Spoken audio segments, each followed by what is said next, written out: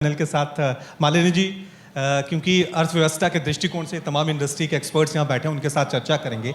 लेकिन हम चाहता हूँ कि सेशन में आस्था की अनुभूति आपके संगीत और आपके विचार से किए जाए। एक कलाकार के तौर पे आप कैसे देखती हैं जब देश के मंदिरों का स्वरूप बदल रहा है, देश के मंदिरों को एक इंडस्ट्री, एक उद्योग का दर्जा मिल रहा है? क्योंकि आप देश में भी जाती होंगी, विदेश में भी जाती होंगी, वहाँ पे हर चीज़ की बहुत अच्छी ब्रांडिंग होती है। अब यहाँ भी थोड़ी सी सोच लोगों की बदल रही है, तो संगीत और विचार क्या है आपके, ये जो स्वरूप बदला है सबका? सबसे पहले तो कहूंगी सियावर रामचंद्र की जहां राम कन्हैया ने जन्म लिया, जहां बाबा ने अपनी धूनी रमाई, राम सिया राम जय जय राम, राम सिया राम जय जय राम। गौतम बुद्ध ने उपदेश दिया, जहाँ पहुँच निर्वाण लिया, रे राम सिया राम जय जय राम।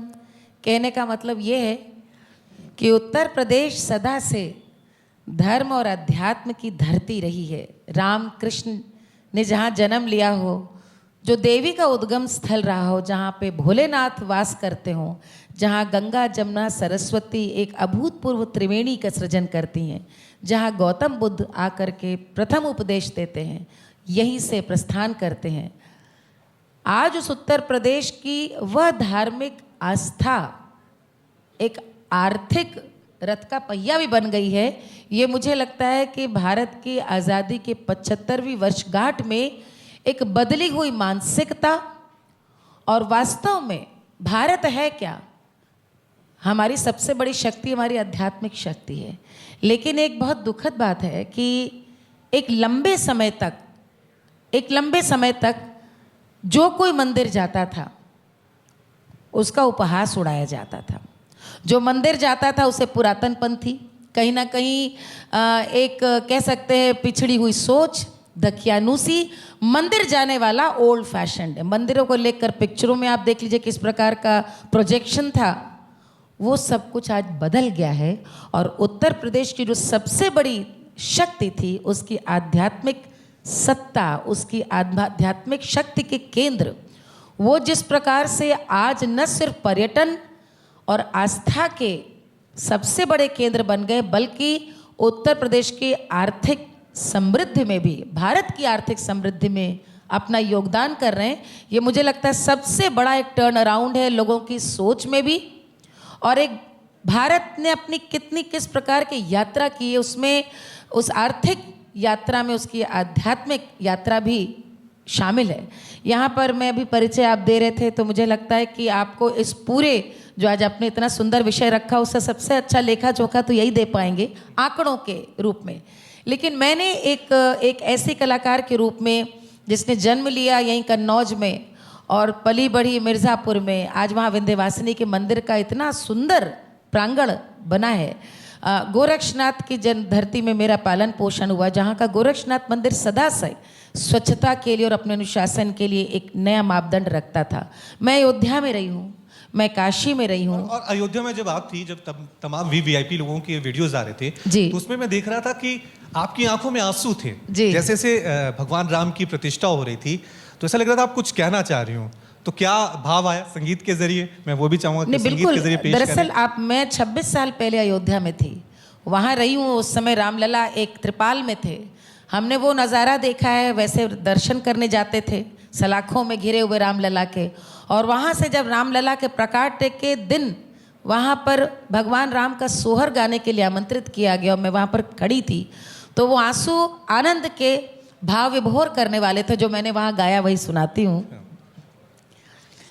राम जी के भैले जनमवा चलगो करियाई दर्शनवा, राम जी के भैले जनमवा चलगो करियाई दर्शनवा, राजा दशरथ मोहर लुटावे बरसत फूल आंगनवा चलगो करियाई दर्शनवा राम जी के भैले जनमवा चलगो करियाई दर्शनवा। और मुझे लगता है मैं एक बात यहाँ पर एक प्रत्यक्षदर्शी के रूप में कहना चाहूँगी कि अभी माननीय मंत्री जी 2017 के बाद से बदलाव की बात कर रहे थे। इसके उत्तर प्रदेश में बदलाव का सबसे बड़ा संकेत हमें मिला था कुंभ से। कुंभ में रिकॉर्ड 23-24 करोड़ यात्री आया था। अभूतपूर्व रूप से प्रयाग में जो स्वच्छता थी, जो व्यवस्था थी, जो शुचिता थी और जिस प्रकार के टेंट्स थे, लोगों के लिए आने जाने की इतनी सुविधा थी, पहली बार जो कभी कुंभ नहीं आया था वो भी कुंभ आया था। और आप ये सोचिए यदि एक आम व्यक्ति मैं आपसे पूछने वाला था क्योंकि आप विदेशों में भी जाती होंगी, कहीं शोज करती होंगी, तो वहां पे हमेशा कहा जाता है कि भारत में जो इंफ्रास्ट्रक्चर है, जो मूलभूत सुविधाएं हैं, उनकी कमी है। यही वजह है कि टूरिज्म में भारत अभी आगे वो नहीं कर पा रहा है। लेकिन आपको लग रहा है कि पिछले कुछ सालों में चीजें बदली हैं, चाहे वो आपने कुंभ का जिक्र किया, अयोध्या का जिक्र किया, काशी विश्वनाथ का जिक्र किया, कि अब यहाँ सिक्योरिटी को लेकर, साफ सफाई को लेकर, इन सब चीजों को लेकर आपने देखिए तस्वीरें बदली। उत्तर प्रदेश सरकार ने जब कुंभ का आयोजन किया तो उन्होंने कहीं ना कहीं ये प्रण लिया था कि जो एक आम जनधारणा है कि हम जब मेले में जाते हैं तो वहाँ सबसे बड़ी समस्या होती है स्वच्छता की, भीड़ की, अव्यवस्था की। और ये तीनों चीज़ें मुझे लगता है प्रयाग कुंभ वो सबको याद होगा, अविस्मरणीय था कि किस प्रकार की वहाँ पर अभूतपूर्व व्यवस्था थी। मैंने स्वयं देखा, हम लोग जब नाव में जा रहे थे तो हमने देखा कि पीछे यदि जरा सा भी कचरा कहीं से भी आता था वो दिखाई नहीं दे रहा था। और विश्व स्तरीय टेंट वहाँ पे रहने के लिए। और उसके बाद से, ये बात तो 5 साल पुरानी हो गई, उसके बाद हमने काशी में देखा है। आप सोचिए 13 दिसंबर 2021 को काशी कॉरिडोर बना और अभी मैं आंकड़े देख रही थी क्योंकि आपके आना था, तो मैंने 2023 13 दिसंबर तक लगभग 20 करोड़ पर्यटक श्रद्धालु काशी कॉरिडोर का दर्शन करने आ चुके हैं। एक सामान्य सी बात है कि एक साधारण व्यक्ति और एक समृद्ध व्यक्ति, एक मध्यम वर्ग का व्यक्ति एक औसत रूप में भी 2000 रुपये यदि खर्च करता है, तो आप सोचिए कि उत्तर प्रदेश में कितना धन आया। और वो धन कहाँ पर हर वर्ग के व्यक्ति के लिए कहीं ना कहीं एक अर्थव्यवस्था। काशी विश्वनाथ का आपने जिक्र किया तो भगवान शिव को लेकर भी, ताकि फिर मैं दूसरे मेहमानों के साथ चर्चा। बिल्कुल। अब होली आ रही है तो एक बाबा की होली सुनाती हूँ और ये बच्चों को तो बहुत अच्छी लगेगी क्योंकि हमारे यहाँ बाबा की होली तो कहते हैं कि उनकी होली वो अवघड़ है, तो वो उनकी होली कैसी होगी। होरी खेले मसाने में, होरी खेले मसाने में, होरी खेले मसाने में, होरी खेले मसाने में।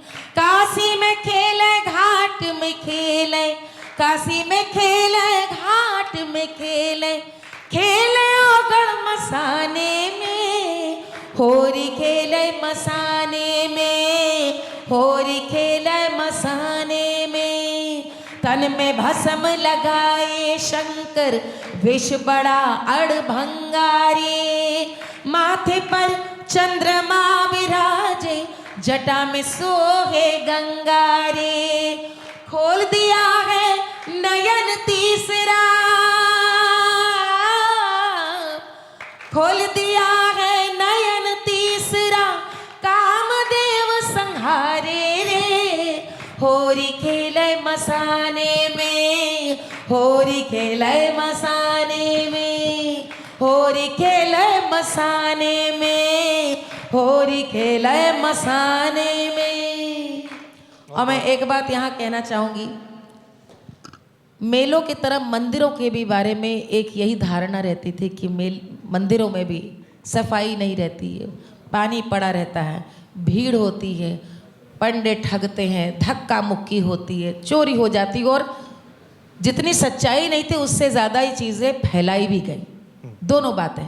एक बहुत बड़ा अभिजात पढ़ा लिखा वर्ग था जो भाई हम तो मंदिर नहीं जाएंगे, हम तो मेला में नहीं जाएंगे, क्योंकि उनको एक लगता था कि वो एलीट चीज़ों के लायक नहीं है। आज ये स्थिति है कि जितने भी सो कॉल्ड एलीट हैं वो अपने आप को उनके वर्ग में आज समाज में एलीट तब माने जा रहे हैं जब वो अयोध्या रामलला के दर्शन कर लें, जब वो कुंभ के दर्शन कराएं, तो ये मुझे लगता है नया भारत है, एक ऐसा भारत जहाँ पे धर्म की, आध्यात्मिक शक्ति की, हमारी आस्थाओं की शक्ति केंद्रों की वही शक्ति है, आज वही विश्वास है जो होनी चाहिए।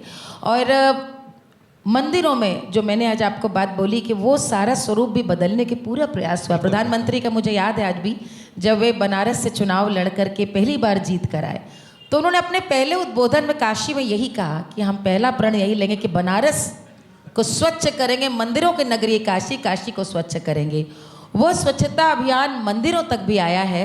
और आज मुझे लगता है हम अयोध्या, काशी, इनकी तो बात करते हैं, लेकिन मैं आपको बताना चाहूँगी कि इस समय उत्तर प्रदेश में गिनती के, मुझे लगता है शायद गिनती भी ना हो, लेकिन जो ज्ञात अज्ञात है उसमें 18,000 ऐसे मंदिर हैं जिनमें स्वच्छता का, पुनर्निर्माण का ऑलरेडी काम हो रहा है।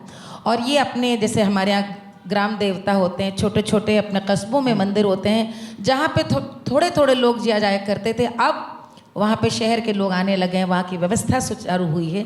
तो मुझे लगता है कि यही जो सोच बदली